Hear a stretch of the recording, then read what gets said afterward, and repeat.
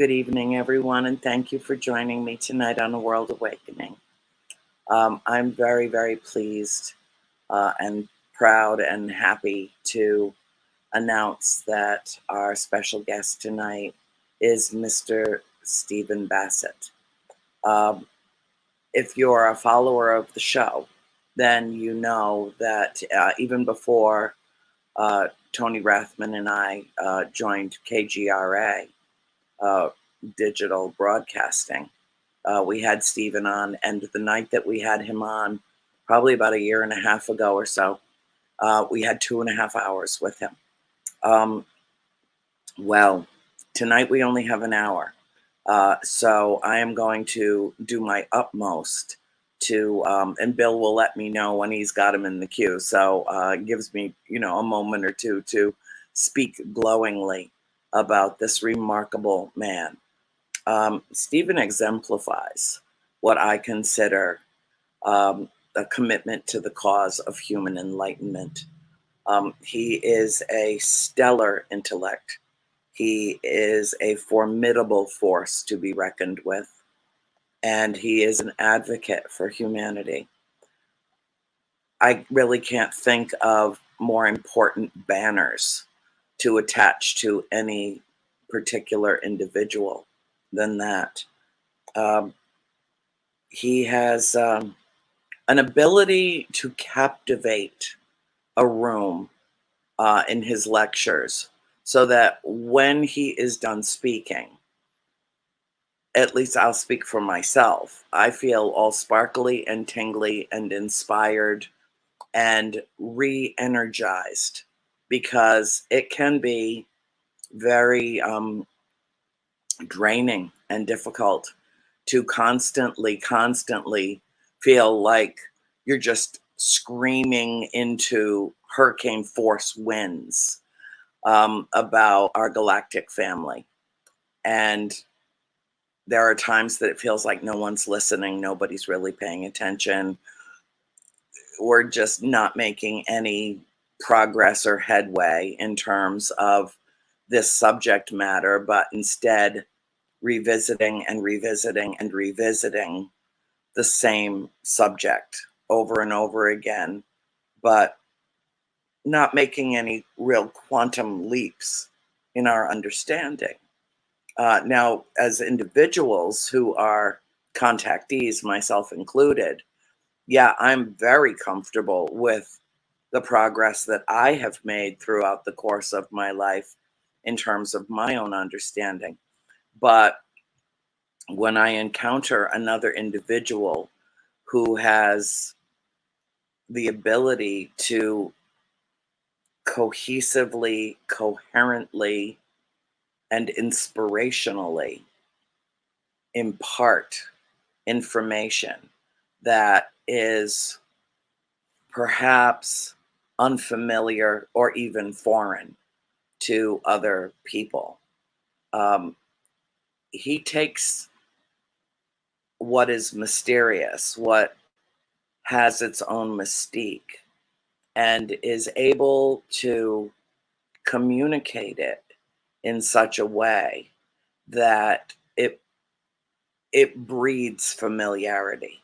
It takes away, it pulls down those guardrails that so many people put in place because they're afraid that if they dare to believe what he's saying or what I'm saying or others that work in this field, that it somehow threatens to fracture their own belief system, that it shatters notions that they've lived with lifelong, and that it is a challenge and in some ways a threat to their ability to comprehend the universe. Well, let's start here. The universe is incomprehensible. Probably the most famous quotation that I've put out in the world that I keep showing up all over the place over and over again is, let me get this right. The safest assumption that we can make is that we know nothing in comparison to what there is to know. This, in the vein of Carl Sagan and so many others that came before us who were unafraid to bridge that gap, to make that leap, quantum leap in our understanding of who we are, our existence in the context of an ever expanding universe, is very difficult for the human mind to wrap itself around. And Stephen has an ability, an inherent, innate ability to close that gap. So, Bill, just let me know when we've got him in the queue and we'll bring him on. And in the interim, let me just tell you, while I stall for a little time, it's actually, hi. Hey there. Well, I know you. Steve is in the backstage and he's ready to go. So I'm going to bring him on. Excellent. I can save this little story, this little vignette for another time. There he is. You know, Steve, I don't know if you heard the nice things that I had to say about you, but let me say it in your presence. You are a stellar intellect, a brilliant man, and an inspiration to me and many, many others. And I am deeply grateful that you were able to join us tonight on the show. Thank you. And let me see if I can add some light to this. One moment. Okay. Oh, he's gone. I think this may be an improvement. Oh, I love your office. Oh, it makes you all dark and mysterious anyway. You know, I mean, it's lovely. Your office is beautiful, dear. Thank you. I spent months working on it. It's good to be with you again, Andrea. I hope your life is going well, and you've got lots of projects in the works. What can I tell you? What do you need to know? Well, you know, this whole thing. All right. So when I was filling your space at Starworks last November, one of the things that I did was get up on that stage, and I felt your presence with me because unfortunately you were ill. I'm so glad to see you looking so well. And you were not able to join us. And so Paula Harris gave me your spot in the lineup. And I was honored by that in a, you know, kind of bizarre way. You know, it's almost like let me channel Steve, you know, he can't be here, but what would Steve say? And the one thing that I wanted to bring to your attention before I let you run with this is that during my lecture, I talked about the gathering of the 16 intellects from around the world that the DoD had gathered together and then said, let's explore this subject. And then they handed them all of the declassified material on UFOs, or what they like to call UAPs, because, let's change the subject a little more. And I said, probably rather arrogantly, had I been one of those people sitting around the table, I would have taken the file folder and I would have shoved it back to the person that gave it to me and said, you know what? This is an all or nothing proposition. You didn't gather people from MIT and every other major university and research center in the world so that we could look at what you've already decided was safe enough for us to look at. We're at a point now where we're tired of breadcrumbs when we're hungry for the truth and we want the whole loaf. Give us everything or I'm out of here. And there it is. So run with it. Tell me what you gleaned from the second only congressional hearing on UFOs in Washington, D.C. yesterday that was maybe something beyond the same old. Do they pose a threat? We don't know if they exist or not. Bullshit. What do you think? You've probably seen the scene in more than a few movies where the protagonist is in some awful situation and they literally they have no food. and maybe no water, but certainly no food. They go weeks and weeks, months without any food. They're starving to death. They've shrunk down to skin and bones. And finally, the people come to save them, right?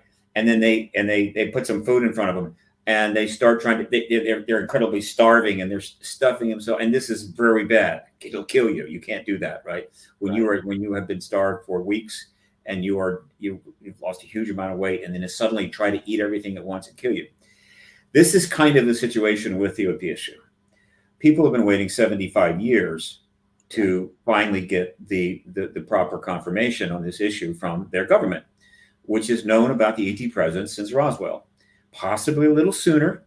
There's a couple of events, right? But in terms of but so little emerged from those events, if they did take place, Cape Girardeau and others, that it just wasn't a thing, all right? But after Roswell, it was a thing because they put a press release out, saying, they once told the truth and then immediately retracted it. Yeah. Nothing like putting out a press release to really get things going. Yeah. And of course, there's, I think, a very significant matrix of evidence that ETs have been engaging the human race for thousands of years. The evidence is much more difficult, obviously, to run down, but the totality of it is such that it's impossible to look at history. And of course, the one entity, the one thing that's doing this with vigor is ancient aliens, and there are people that hate it. Certainly, the historians and archaeologists, it drives them crazy. The point is that a lot of it's right. It's just that simple. And they've gone over it repeatedly. They've made corrections. So they've been around. They've been dealing with this. Maybe different ETs, different types. Who knows? I'm sure they visited the planet before we had what we'll call civilization, or before there were even Homo sapiens sapiens, whatever. They can come and go when they please. However, we're concerned now about the modern era, and the modern era is much different. We by 46-7, we had the beginning of a global civilization, advanced communications, media, journalism, and so forth. And so when a press release goes out into that kind of a situation, it has great impact. So, okay, but it did not go further. The government made a decision to embargo this issue. I call it an embargo, which is what it is, for national security reasons. But that press release went out, and the ETs, of course, can do what they please. And so this has created this extraordinary 75-year period. I think nothing like it has ever happened before in the history of the human race, to be honest with you. If somebody's got a similar example, let me know, where a government, and in this case, a government in a constitutional republic with substantial rights to the citizens, speech and everything else, made a national security decision that it would just pretend that something that people were seeing with their own eyes daily worldwide didn't exist. And that they would not only just pretend it didn't exist, they would go to various degrees to prevent people from engaging it, covering it, talking about it, to the extent just contain it, right? And this had to be a daily thing. It had to go on relentlessly because the ET phenomena was simply going to happen. And there was nothing they could do about that. And they managed to pull it off. Now, to be fair, or to be complete, they did get the compliance with their allies. The allies, post-World War II allies of the United States, went along with this without exception. That helped a great deal, because people might be pressing our president or our Department of Defense or whatever, why don't you tell us more? And then they look around and they're not getting it. Nothing's coming out of the UK, nothing's coming out of France or Germany. And nothing's coming out of our adversary nations, such as the Soviet Union and China. All of the nations are pretty much part of the embargo, though the United States had to be the most vigorous about it. Some of the authoritative countries, all you had to do was say, do not touch that. Do not say anything there, or we will kill you. And people go, okay, no problem. U.S., no. So the U.S. had to be vigorous, and it had to keep its allies in line by offering support and protection from the big bad wolf and substantial economic benefits. And so all of this and many, many other factors were in play to somehow get us from 47, right, to 2023. and the confirmation of what was announced in a press release 76 years ago still hasn't happened. This is an amazing thing. Now, the point I'm getting at is that it created this extraordinary tension between the government's policy of embargo and a public with ever increasing ability to discover, research, learn about this phenomena, to publish books about it, do documentaries, and of course, countless sightings that were taking place and being reported. And so this tension is building up with a growing number of people within our country who know damn well this thing is real, and a government that still says, we don't know what you're talking about. And that's irritating. And it's not just, gee, I'm irritated because I don't know this. People invested their lives, substantial amount of their resources. They put their heart and soul into trying to get at this truth, and it was not getting confirmation. Many have perished, like in many many other examples of very long activist efforts to get justice, to get truth. There have been many. They go on, and people don't live long enough to see the outcome, to see the prize. And so this is a serious matter. And so the emotional connection, particularly the researchers and the more active people, but also people that just know, is very high. And so guess what? As the heroes arrive with the food and the buffet for the incredibly starving people, they want to rush in and they want to wolf that whole buffet down. They want to eat it in one shot, and that can't happen. Well, so you get my point here. Yes. Bill wants to know, is the bottom line all about funding in the name of an adversarial threat for R&D, data collection, staff, and military industrial complex, while discounting the ET phenomena? Thank you for that question, Bill. The answer is no. No.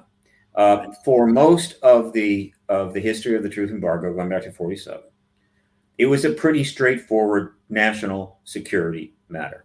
The government was convinced that the knowledge of this presence and also eventually knowledge of ET technology in our hands would destabilizing an ever serious and developing threat.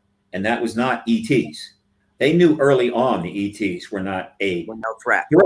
Always a potential threat, right? But not a threat. The threat was the Soviet Union and eventually China, and what would eventually be 80,000+ nuclear weapons that were in stocks around the world, and 2,000 some testing that had been done, giving a lot of us cancer. That was the threat, and they felt that just dropping this paradigm shift, this worldview, staggering worldview change into that unpredictable mix was simply too dangerous. And so national security, until it's appropriate, we don't know what you're talking about. Meanwhile, of course, we're studying it big time. Oh, we're putting huge amounts of money into studying it, right? And yeah, that brought money to the Department of Defense and to black programs. Yes. Yeah. Re-engineering programs, I'm sure a lot of money was spent. But I would speculate that the amount of money that has been spent dealing with the ET issue in terms of hard research, tracking, and the truth embargo itself is a tiny fraction of the money that was spent in just fundamental national security, which means building nuclear submarines, nuclear missiles, vast facilities, having hundreds of thousands of troops all over the world, and I don't know how many hundreds of bases that we have, believe me. So the idea that, oh, they're pushing the ET thing now to get more money, believe me, they have tons of money. They have more money than they could possibly spend, frankly, and they managed to spend it anyway. In fact, right now, it was recently announced that they're going ahead with a new submarine program, a new nuclear sub program, in which will cost $118 billion, with each one running around $9 billion apiece. And I assure you, none of these nuclear submarines have a damn thing to do with extraterrestrials, right? Other than they'll be turning up extraordinary undersea objects on their radar or sonar, just like our current subs do. So no, it's not that. It was a national security decision. So, and as I've said many times, and I'm glad to say it again, what is it we are seeing here? What is in fact going on? And this is where it gets interesting, because if you're a millennial and born, say, I think the earliest millennials, we'll say 1990. Some say it goes a little before that, but we'll say 1990. If you're a millennial and you were born in 1990, you're 33 today. You were 3 years old when Lawrence Rockefeller approached the Clinton administration about, let's get the files out, and started a process that had been involving the administration and Hillary Clinton and Podesta and so forth. And he gave it a run. And the Department of Defense, forget about it. You know, sorry, wrong president. We don't like you anyway. We're not giving you anything. They were, let's see, let's move forward. So they were 11 when Stephen Greer holds a major press conference at the National Press Club, bringing forward a number of witnesses in person to testify in front of about 150 media, as well as videotaping of about another 75. It was a major event. They were 11 years old. Yeah. Then in, let's see, that was 2001. They were 14 when the first X conference was held. They were 23 when the citizen hearing on disclosure mock congressional hearing was held. And so you see where I'm going here? They have no understanding of this issue really prior to 2000, really, unless they have really dived into it. And they've got a very complex world to deal with, and making a living and paying for $50,000 a year tuitions to go to college. And so they're just looking at what's happening as if it's just happening, right? And by that, I mean, if I were them, and a lot of others, even much older, right? This is not limited to millennials. I would be thinking, oh, goodness, our government has learned that there is a phenomena out there, craft or something flying through the sky, and we don't know what it is. And it's really appropriate, because it could be a potential threat to our national security, that we start reporting that and creating an actual formal entity to do that, right? And we probably need some legislation about that. And so, yeah, and so people are going, well, this is good. I mean, this is exactly what I would expect, except the government's already known about it since 47. The government's been tracking and researching in the deepest classified programs for 75 years. Well, so then what's going on? Here's what's going on.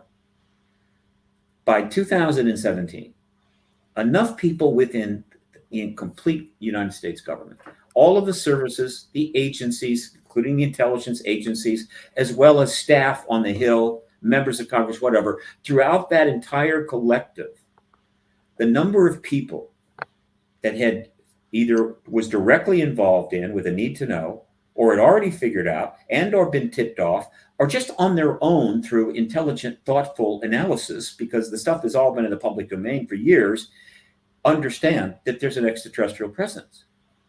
And that kind of reached a critical mass where it was possible for some of them to make what we'll call independent moves. And that action happened to come from 10 individuals that emerged in October of 2017, and subsequently was followed by 2 groundbreaking articles in the New York Times. Everybody knows about this. Oh, yeah. They weren't just any articles. There were 2 over 2 period of days in the print front page, but then it was all up on the website. Mm-hmm. But what was on the website was not just an article about a program and some people or whatever. What was on that website was 3 gun camera clips released by the Department of Defense to certain individuals and then sent to the New York Times, which put them up on the website. Now, a lot of people are going, but we still don't know what they were. True. And some very sharp, what we'll call citizen skeptics, of a higher quality, frankly, than we were used to years ago, have done some analysis on these videos, and they have concluded that some of the aspects of it, which are quite intriguing, actually may very well be simply the result of the equipment that was tracking them. All right, fine, which takes a little of the mystery out, though it still doesn't show what they are. But that's not what's important. No. What's important was, and again, this is the activist perspective, is that the Department of Defense gave 3 videos to people they knew were pursuing this issue, right? The truth on this issue, disclosure, which had never been done before. Never have any gun camera clips from any country that could ostensibly either connected to a real UAP sighting, or at least by virtue of the fact that the government was indicating that or implying that that was the case. It has never happened in the entire history of this issue. And so when those things turned up on the New York Times, that was essentially the breakpoint. From that, you consider that full disclosure? No, not at all. I consider that the beginning of the end of the truth embargo. The truth embargo, at the moment those articles hit, for the last 6 years, and it could have been a lot sooner, has been a dead lie walking. Right? Those videos have been seen hundreds of millions of times. The stills from them have turned up in articles by the thousands for the last 6 years. They are relentless, which drives the skeptics crazy, because they know, well, it doesn't actually show it prove that it's a UAP, and so it's wrong that they put that out there. And I go, please chill out. Okay, why chill out?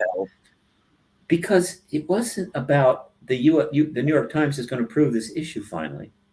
It was about the fact that 10 individuals with careers in the military intelligence complex came forward and said, we're pursuing the truth in this issue. And there's extraordinary things you need to know. And we're going to go about it in an orderly way. And that's what we knew as of the end of 2017. And what has happened since is that whole thing has been unfolding in an appropriate way that you would expect, given a breakthrough like those articles. Now, another reason for the frustration, and this is just bad luck, right? History can be really tough, is that, okay, the New York Times puts those articles out, which I assure you are being read worldwide and triggering all kinds of internal responses within the agencies, within the services, within the Congress, and everything else. What? All kinds of responses. That was the end of 2019. I'm sorry, 2017. The political situation was chaotic. Yes. Unprecedented. Right? All right. My favorite word. Yeah. Okay. I'm not getting partisan here. I'm just saying chaos is chaos. I don't care who produces it. Yeah. And we're dealing with that, and maybe trying to get a handle on that, because as for this issue to go forward, given its scope and power and importance, it's something very precious that you don't want to put on an airplane and fly through a hurricane to get where it needs to go. Right? You need to wait for the storm to pass. And so they were kind of seeing how things were going political. And I believe at a point when possibly they were seeing a way forward, pandemic shows up. Not just any pandemic. The largest pandemic in history in terms of the total number of people affected, the largest by far in terms of the economic impact.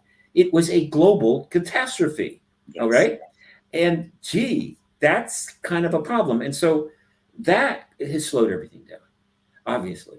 And yet, in spite of the fact that the political chaos has continued, the pandemic lasted a good solid 2 years, is still around 3 years in, and isn't going away anytime soon. 100 people die every day. Every day. Right? In the U.S., around the world, I forget the number. We are making tremendous progress. Okay. Progress toward what? Progress toward disclosure, which is the reason those people came out and what this has all been about. So what do you mean, Steve? Disclosure is the confirmation event. Comes from the president, can only come from the president. Could be another head of state. It's up to them. Right now, it's still in the hands of our president, which is good. I kind of like that. Yeah, that confirmation event ends the truth embargo. The whole issue of is there a non-human intelligence and tech present is settled. It's fact. It's done. And all of the obscuring and all of the truth embargo stuff is in the past. It will be like, hey, let's move on. Let's move forward. And then all the doors start opening, and we're in the post-disclosure world. The thing is, how do you get to that confirmation statement from the president when the government has been virtually lying about it, denying it, and coercing it for 75 years? You just rip the Band-Aid up and go, hey, Yeah, they've always been here. Sorry, didn't mean to tell you. No, you cannot do that. No, it's drip, drip, drip. Well, don't think of it as drip, drip, drip. Think of it as protocol, appropriate protocol. There's always been a drip, drip, drip, but the government didn't have to do the dripping. The citizens were doing the dripping. They were out finding stuff out, writing books, putting it out there. The government needed to drip anything. The civilian population, the citizen science research. We are the ones. We are we were doing the dripping. Okay. Yep. And yes, go ahead. No, we had a question. Are there other governments that are more open with their citizens about our galactic family? I can answer that.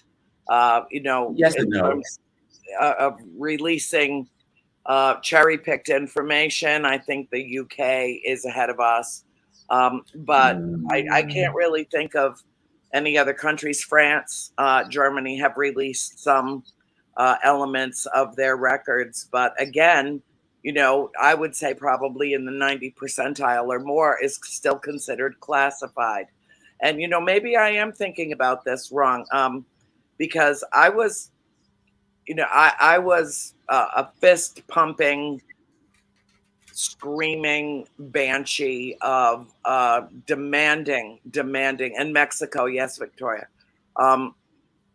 demanding disclosure for a decade before I realized that was futile, fruitless.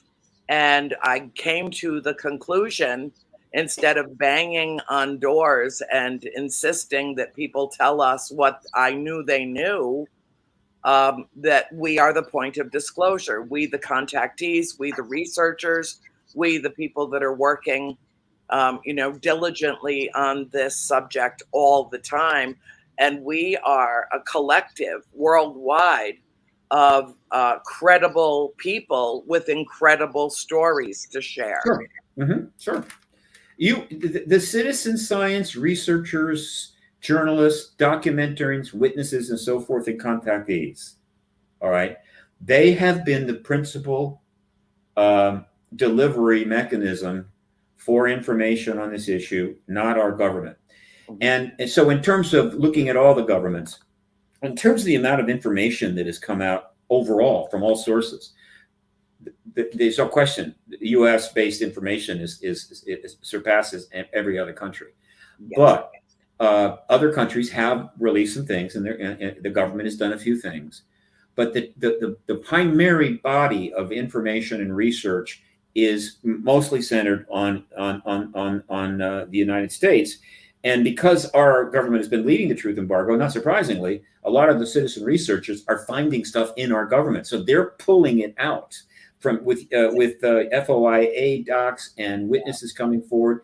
So it is there has been a process of what we'll call the small d disclosure going on at a number of levels, including at the government level, for these 75 years. It ebbs and it flows, but it's always been a continuing revealing process.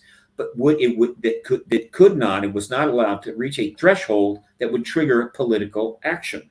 Mm-hmm. See, this is a political issue, not a science issue. That's what I figured out when I left John Mack's group as a volunteer and went to Washington and registered some lobbyists. You could pile science on top of science. It doesn't matter.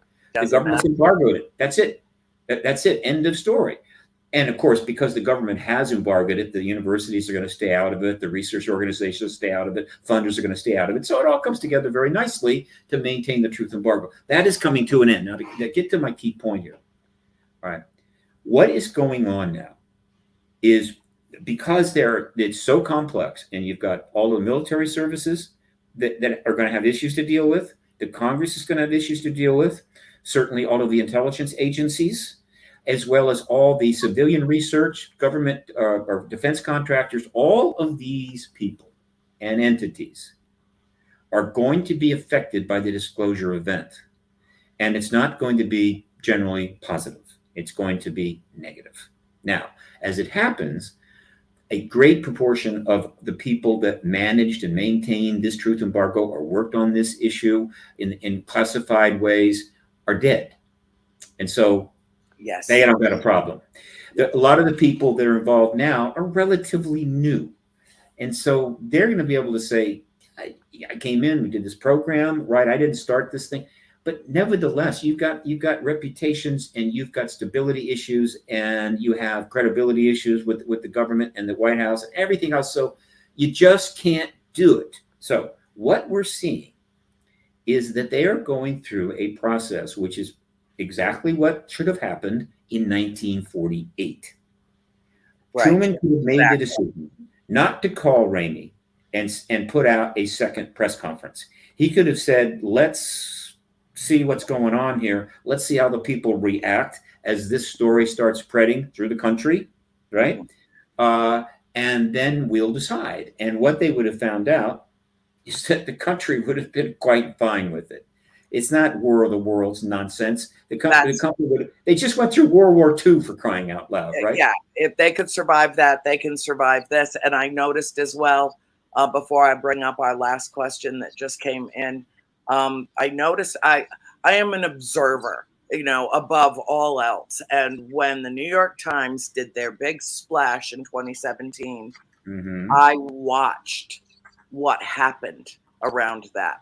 Yes. Credible source, right out of the Navy, video attached off the USS Nimitz. Sure. How did the country react? Well, they loved it. They loved it, and it went to ABC, NBC, CBS, CNN, MSNBC, even Fox. The faux news network even covered it religiously, and I'm thinking, wow, this has just touched every person who's conscious in this country. Is anyone freaking out? Do we suddenly have a burgeoning of hospital visits because people's minds are blown? No. And I think the reason is, Steve, they already knew. They already confirmed what we already knew. And I don't mean new because of Roswell or any other press release or any other commentary. I think that it is part of our consciousness. And it has been for as long as you and I have been alive, and prior to that, because as a contactee myself, which began in my early childhood, I knew my whole life that we were not alone in the universe. And I spoke openly about it to anyone who would listen. And I never cared if anybody said, that's a bunch of hooey. It didn't bother me, because the truth was more important to me, to, put that out, speak my truth. And I'm just one of millions of people around the world that have had direct contact with extraterrestrials. Do I know them personally by name? Do I know what races they are? No. Do I feel any threat at all? No. They've never done anything but help and heal me and guide me through this crazy nonsense called life on planet Earth. And so the more of us speak up, and you've addressed this in many of your lectures, encouraging people, speak your truth, talk about it. If you can. Have you gathered at this conference? Have you gathered at this symposium? You didn't accidentally stumble in the door. You were drawn here. You came here with purpose and reason. Candace wants to know why we're only getting information from the Navy instead of other elements of the armed forces. Do you have any kind of, what's your take on that? It's not significant. The Air Force, the Navy is fairly prominent because the 2004, 2014 cases are kind of dominating the scene. In other words, you can't take all of the cases that have happened on this issue and try to ram them through the front of the Capitol building, get people to deal with it. You need something as a touchstone. And these are Navy cases. It's also the case that the Air Force has the worst reputation on this issue. It has the worst history, and it's going to have the most difficult time public relations wise once it comes out. So they're, I think, wisely kind of staying in the background and just keeping their mouth shut. I kind of get that, but it doesn't really matter. What matters is it's all coming out. Now, to finish the point that I was making, which is very important. Again, what is going on is what could have happened in 1948, but they made a decision to go another way. Okay, fine. And then 4 years later, when you had these mass sightings in over a period of 18 days, I believe it was, in Washington, D.C., that really scared the hell out of everybody. There weren't a lot of cameras. There were no cell phones. To my knowledge, not a single photograph exists, but I'm sure maybe a few were taken.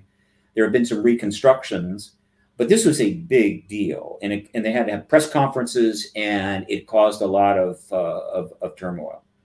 At that point, they could have made the decision, look, if these things are going to fly over the capital of the United States, whenever the hell they want to, do we really want to try to continue this particular truth embargo, this embargo on this issue?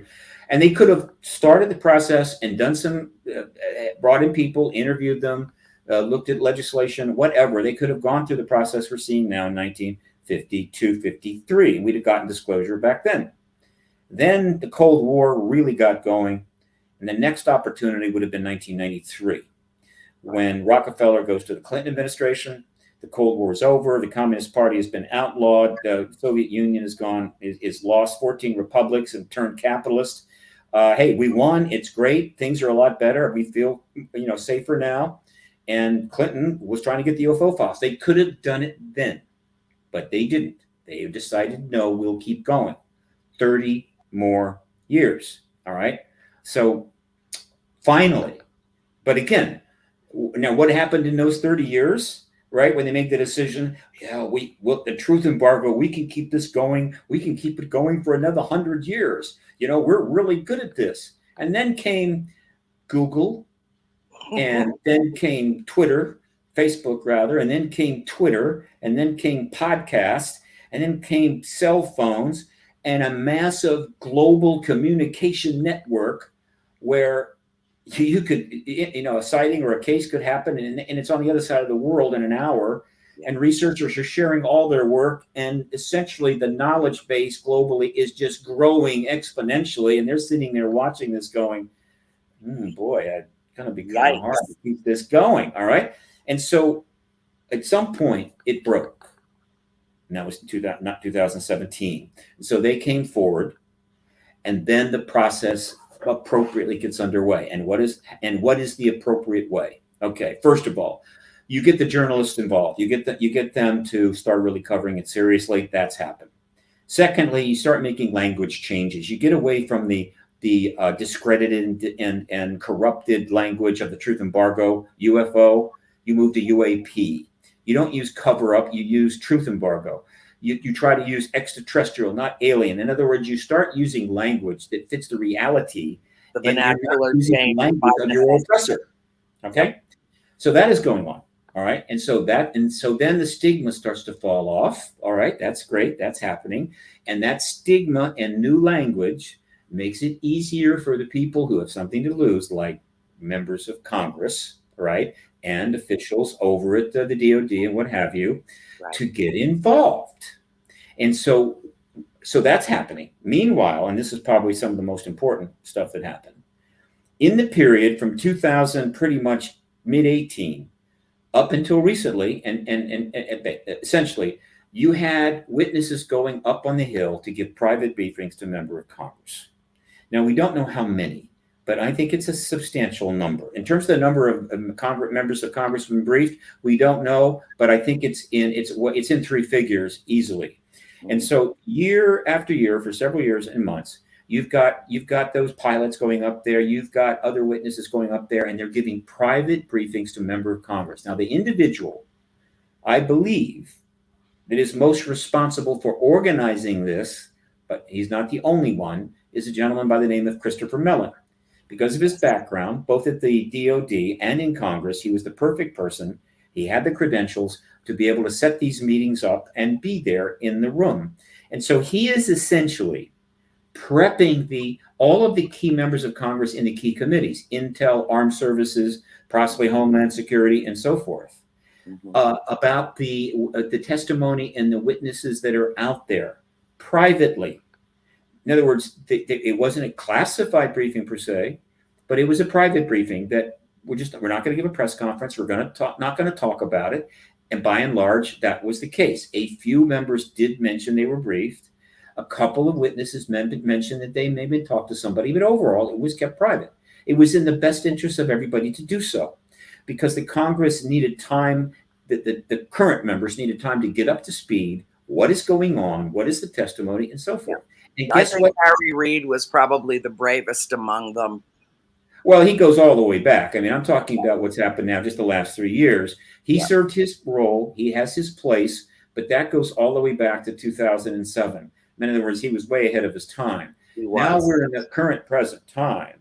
And so what did those briefings lead to? Exactly what they should lead to: legislation.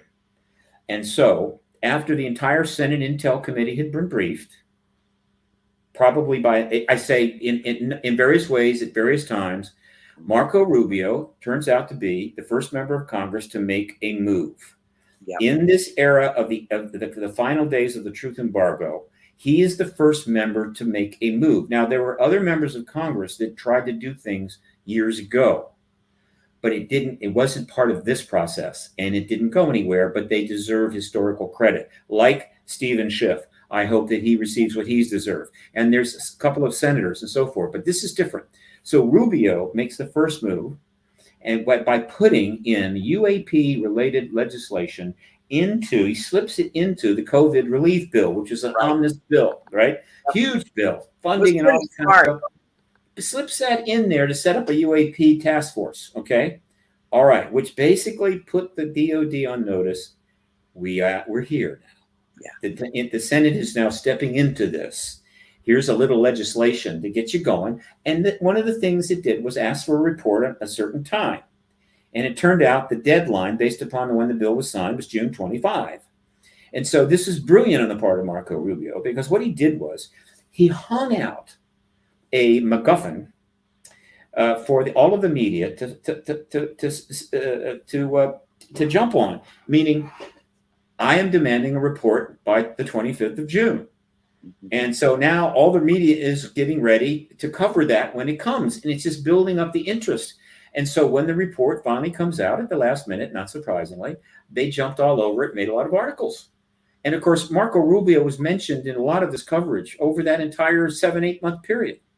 Now, in addition to the unclassified report that was issued on 25, 8 pages, it was not a big deal, but it was important. There was an unclassified report given to those members of Congress that had been briefed already, taking it to another level. And that was legislation 1. Then comes legislation 2, okay? Legislation 2 was the 2022 NDAA, National Defense Authorization Act, and of course the intelligence authorization component. And language was put together there. And in this case, Kirsten Gillibrand is when she stepped in. All right. Kirsten Gillibrand steps in, and she's one of the principal architects. So I'm sure that both Rubio and Warner were involved. But for whatever reason, she ended up being the front person on this. You know, could that because she was a woman, and we need to get the women involved here? Is it also because she was a very powerful senator and she ran for president? All right, as did Rubio. Yes. And so now she's kind of the front there. Meanwhile, Ruben Gallego down in the House is going, hey, it's time for us to get something going. So he's putting some language in the House bill. They come together in resolution, and out comes that legislation, which called for an expansion of the program. It had a different name and so forth and so forth. It's a big deal. And then we move on a little further, and what happens? We get the third major piece of legislation, and that's the 2023 NDA Act.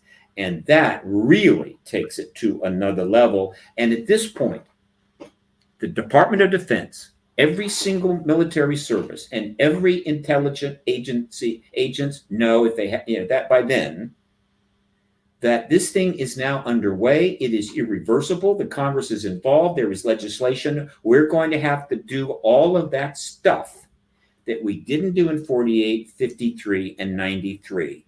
And why are we doing all of that? So we can get to a place where the president can finally confirm the issue. Yes. And the road to that final moment must pass through Congress. You see, the military services and the DOD cannot disclose this issue. It's not their job. It's completely out of line. It would violate the Constitution. Yes, The Congress can't do it either. This is a national security matter of national offense. And so a statement regarding something at this level must come from the president. But the Congress must be involved. And how? Hearings. Mm-hmm. In other words, the hearings that we've been trying to get since 1968 are finally going to happen. The two things we just experienced in the last 2 years were not hearings, they were briefings. Not the same thing. Moultrie, Bray, and Kirkpatrick did not take an oath before they sat down. They just sat down and answered questions from a senator or senators. These were briefings. These were not hearings. Hearings is when people sit down under oath and give extreme information. Okay? Yeah. So you have to have those. Why? Because it satisfies the key components of protocol to get this done right. What are they? One, it involves the military and the Department of Defense because they're the ones that are providing the military witnesses. They're the ones that hired these people. They served in the military services. They served at the DOD, and so the DOD is involved there. And of course, now that there is a program set up, ARROW, All Domain Anomaly Resolution Office, that is involved. Okay, it involves the Congress. You've got committees, and all of these members of these committees are sitting there, and they're going to get to ask questions. All right, of these witnesses, military witnesses who are under oath, and they can ask anything they want, and they're going to be watched by millions of people because these things are going to be they're going to be broadcast live. I can assure you. And so they're getting recognition. They're doing their job. The DOD is involved and so forth. But the third component is the American people are involved. They are going to watch these hearings with every bit the same intensity of the Iran-Contra hearing, actually greater intensity, the Iran-Contra hearings and the Watergate hearings, etc. Any of the hearings, pick them. This is going to surpass them. And so what you have is a transparent process going on involving all of the appropriate players. And it unfolds over a period of a week or 2 or 3 weeks. And the testimony is going to be mind-blowing. Now, how do I know this is about to happen? Because the one thing that had to happen before the hearings began is that the DOD's organization, ARROW, and the committee staff of the appropriate committees that will do these hearings have got to pre-interview the witnesses. Absolutely have to pre-interview the witnesses. Of course. They need to know in advance what's going to be said. You need to know what their key testimony is. You need to vet them, of course, but certainly you need to know the testimony so that the members of Congress can ask the right questions when they sit down. All right. And there's no surprises. You also be able to sort out ahead of time what is going to have to be in a classified setting and what can be in a unclassified setting. Once those pre-interviews are done, then you can hold the hearings. And when those hearings are held, people need to know this. One, they're not going to lie. Period. They're just not going to lie. Every one of these military witnesses got 2 oaths. One when they signed up to serve, and the second one when they sat down at that table. They don't have to lie, and they're not going to lie. And one of the reasons they're not going to lie is because if any question is asked of them that they can't answer, they don't have to come up with a false answer. All they will have to do is say, Senator, in that regard to that question, I can discuss it, but only in private classified setting. I cannot do it here. And they'll go, fine. We will discuss that then. So they're not going to lie.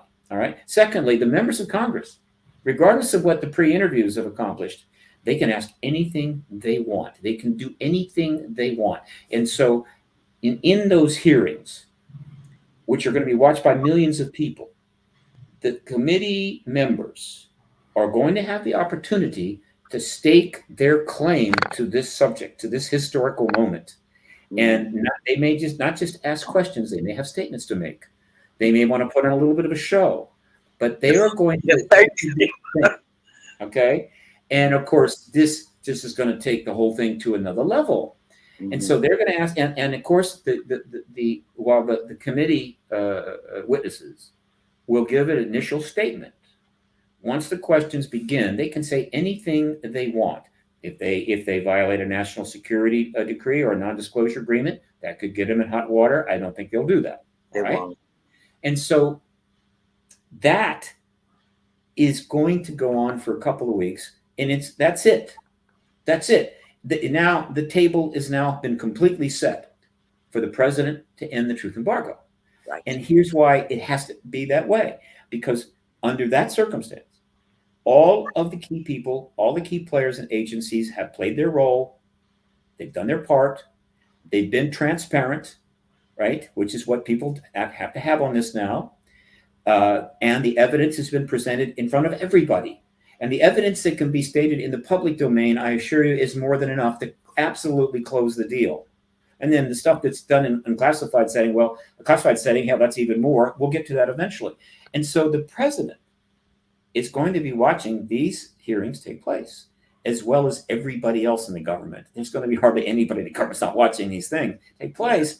And so the evidence piles up before the world's people. By the way, it'll be broadcast worldwide. Worldwide. Then the president can come forward, and in a totally nonpartisan way, with no political overtones, to a world that has already figured out, yeah, it's true, and say to them, my fellow Americans, I have watched these extraordinary weeks of testimony from these members of our military, these people that have served our country and our national interest.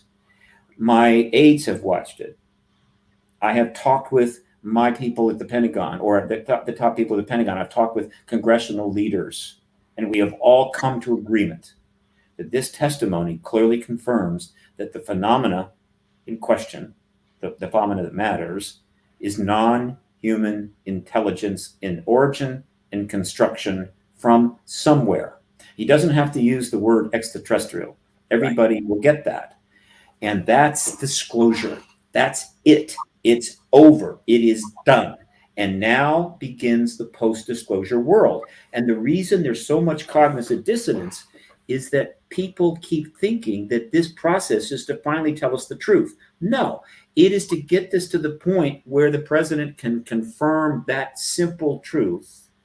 Therefore, we can then begin what will end up being endless months of hearings in which all the aspects of this issue are engaged by the Congress with new sets of witnesses, and slowly information that has been withheld starts to come out. All right. And the catch, though, is that in order to do this, they have to lie their way out of the lie. Of the lie. Exactly. And that is what is driving people crazy. In other words, they have to stay between the lines. They can't say what they fully know. Right. It's not simply a matter of NDAs. It's like, look, this needs to go this way, and I just can't go rogue. Now, there are some people going rogue. Okay. Yeah. All right. There's a few. And probably the best example of rogues, Tim Burchett. Mm-hmm. Right. Tim Burchett figured out there's something going on. And he is a member of, he's not a potted plant. And so he can't go a week without getting in front of a camera and saying, the ZT's here, we have technology. That is not enough to disrupt this process. All right. So you're going to see a certain amount of that. But they cannot properly represent what they know and why they're doing it, because that then undermines this process, which leads to an orderly, constructive, and minimally disruptive outcome of disclosure. So in some regard, it is what I have frequently called and love to call, because this is my phrase, I own this puppy. What we are seeing is a public relations driven extrication process to end the truth embargo formally, so that we no longer have to go through this again. Yes. God bless you, Stephen. We are out of time. My show has just come to an end. I hope everybody heard the last couple of sentences that you just said. I will have you back on at your convenience to pick up where we left off. And I consider you one of the brightest stars in the firmament. And I thank you from my heart for joining me tonight. Lastly, I'm going to be speaking at the Contact in the Desert Conference, June 2 to 4. It is massive. It is 60 speakers. It is huge. Please join me there. Yes. And also, I promise the next time I'll have better lighting. Okay. You're precious in every way, in any lighting. I love you, dear. I'll talk to you soon. Thank Bye. you.